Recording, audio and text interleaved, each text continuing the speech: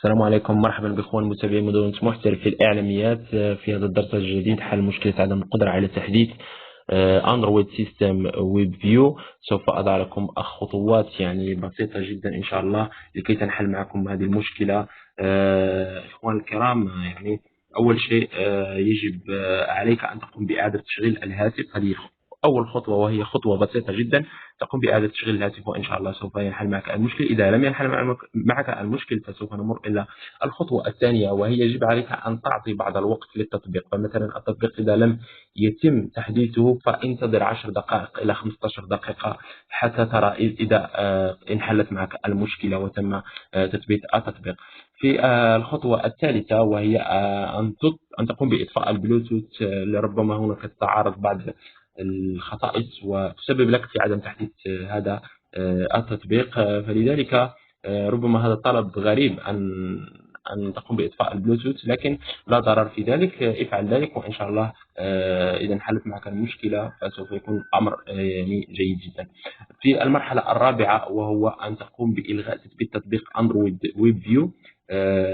سوف مثلا تدخل إلى تطبيق أندرويد ويب فيو بالضغط على سيتنج أو الإعدادات ثم التطبيقات، ثم نأتي إلى عرض كل التطبيقات ونبحث عن التطبيقات. إذا لم تجده تقوم بالضغط على هنا إظهار النظام وسوف يظهر معك التطبيقات الخاصة بالنظام. إذا نقوم بالنزول إلى الأسفل حتى نجد التطبيق أندرويد سيستم ويب فيو.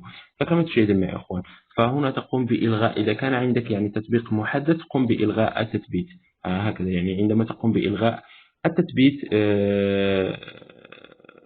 فسوف يتم يعني حل معك المشكلة بشكل بسيط، لأن ربما يعني التحديث الذي قمت بتحديثه يعني مسبقا قد سبب لك مشكلة في هذا التطبيق. لذلك قم بحذف التحديث وقم بإعادة تحديث التطبيق من جديد.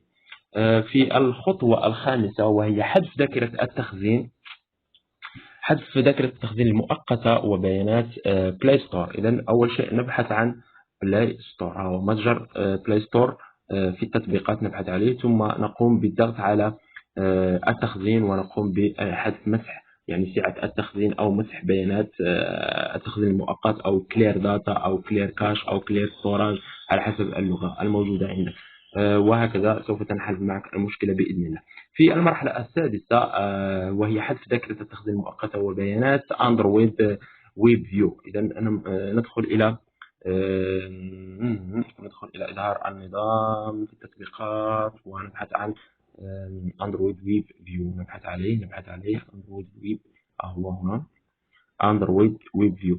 فأخوان كما قلت لكم نقوم بالضغط على التخزين هكذا، ثم نقوم بمسح سعة التخزين أو مسح بيانات التخزين المؤقت أو مسح الضغط على كلير داتا أو كلير ستورج أو كلير كاش، وهكذا سوف تنحل معك المشكلة بإذن الله. في المرحلة السابعة وهي حذف تحديثات جوجل بلاي ستور. يعني تحديث في جوجل بلاي ستور نقوم بحذفه لأن هذه المرحلة الأخيرة والمهمة جدا، وإن شاء الله المرحلة سوف ينحل معك المشكلة. وهي كما قلت لكم نذهب إلى متجر جوجل بلاي. فكما تشاهدون معي ندخل إلى متجر جوجل بلاي ثم نقوم بإزالة التحديث هنا بالضغط على هذا الخيار إزالة التحديثات. وهكذا عندما تقوم بإزالة التحديثات نقوم إعادة تشغيل الهاتف ونقوم بتحديث التطبيق الخاص بنا أندرويد ويب فيو وسوف تنحل معك المشكلة. بعد أن تنتهي من هذه المشكلة يجب عليك أن تقوم بإعادة تحديث متجر جوجل بلاي حتى لا تواجه أي مشكلة إن شاء الله في المستقبل. إذن إخوان إلى هنا نكون قد انتهينا من هذا الدرس ومن هذا الشرح، وأدعوكم أن تضغطوا لايك للفيديو وسبسكرايب للقناة واشتراك في القناة لأن هناك المزيد والمزيد من الحلقات والدروس إن شاء الله. إلى اللقاء.